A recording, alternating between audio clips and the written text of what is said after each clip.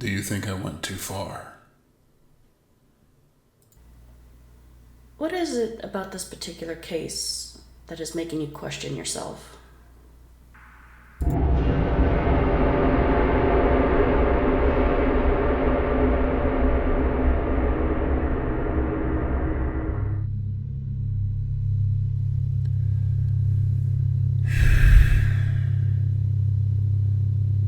Human lives have always meant a lot to me. Taking one should never be done casually, or without good reason. My brother wouldn't agree, but then again, that's why we're in this conflict, isn't it?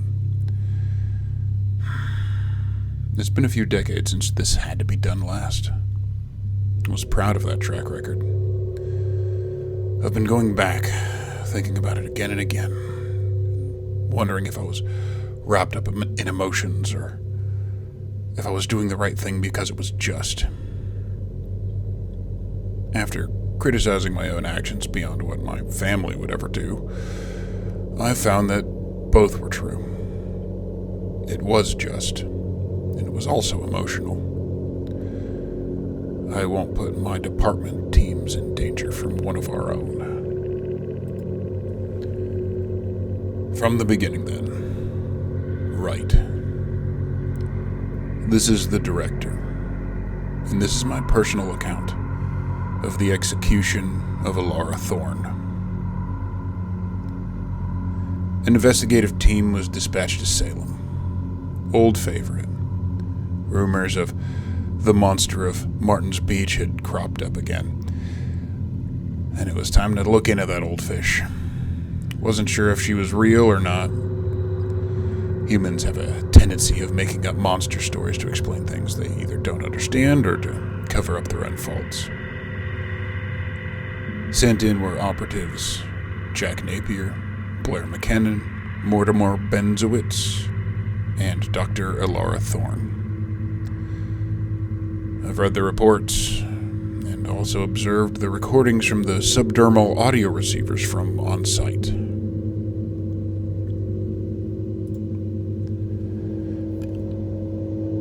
The Martin Beach monster is real and looks to need more research into. Considering an Innsmouth native had an adverse reaction to it, this would normally place the beast under a category that I would not normally abide to live on this world. But she seems to only interfere with humans that bother her. That gives her some credit in my book. She's allowed to live, allowed to have a home, allowed to have the chance to coexist alongside humans, so long as she tries, and she seems to be. She did ask the operatives for a blood price, to kill the humans that hurt her young. 3 of them stood in defense of the department's creed. 1 of them didn't. In case that any listening to this has forgotten, the primary purpose of this department, the one that you agreed to upon admittance, is listed in your logs under our mission statement. Verbatim, the first is listed as thus: confrontation.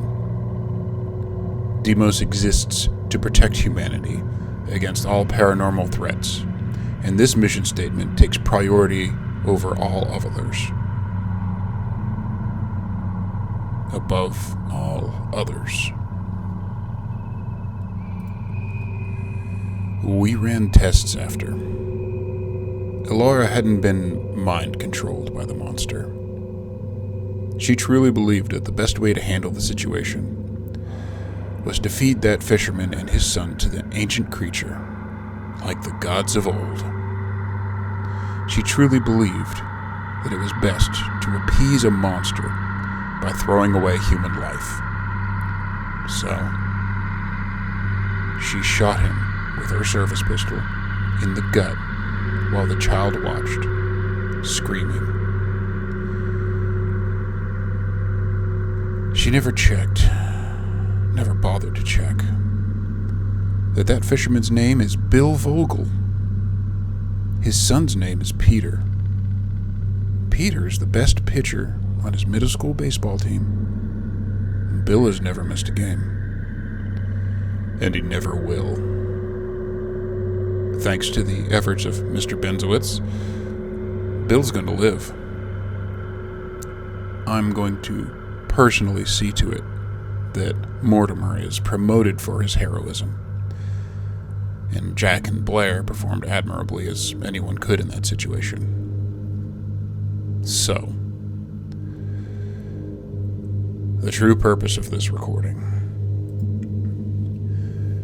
I suppose this is an account of consequences of action. Dr. Thorne displayed the literal opposite of the required moral code to serve as humanity's protectors.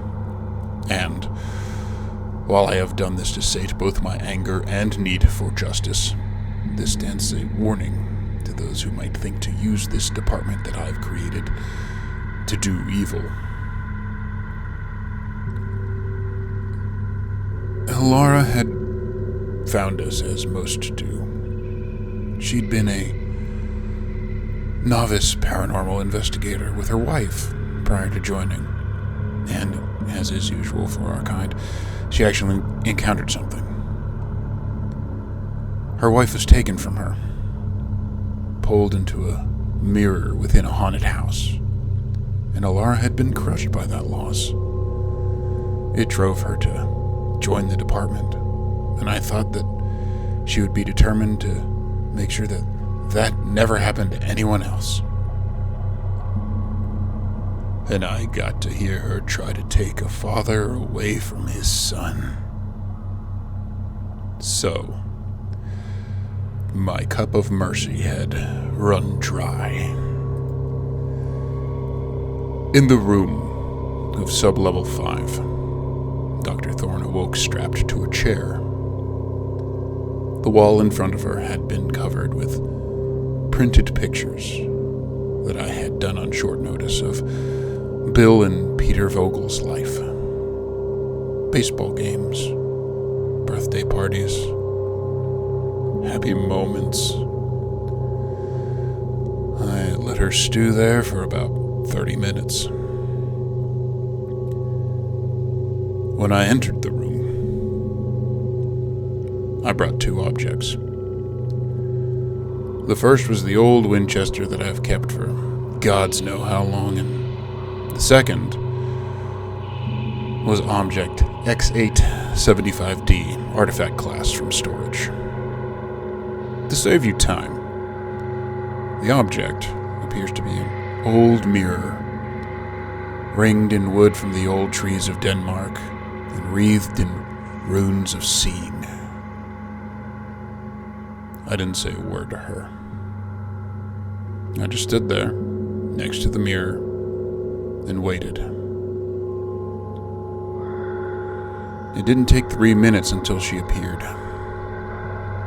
Lila, Dr. Thorne's wife, still locked on the other side. She looked thin, older, and most importantly, disappointed.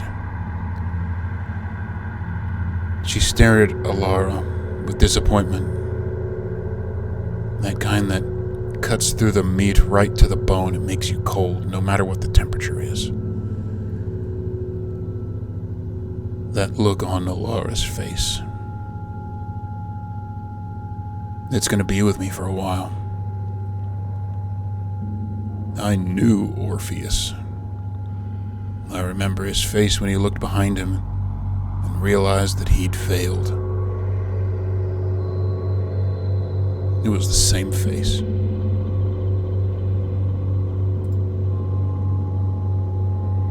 I used the Winchester. Lila just looked at me for a long, haunting second on the other side of that mirror, nodded,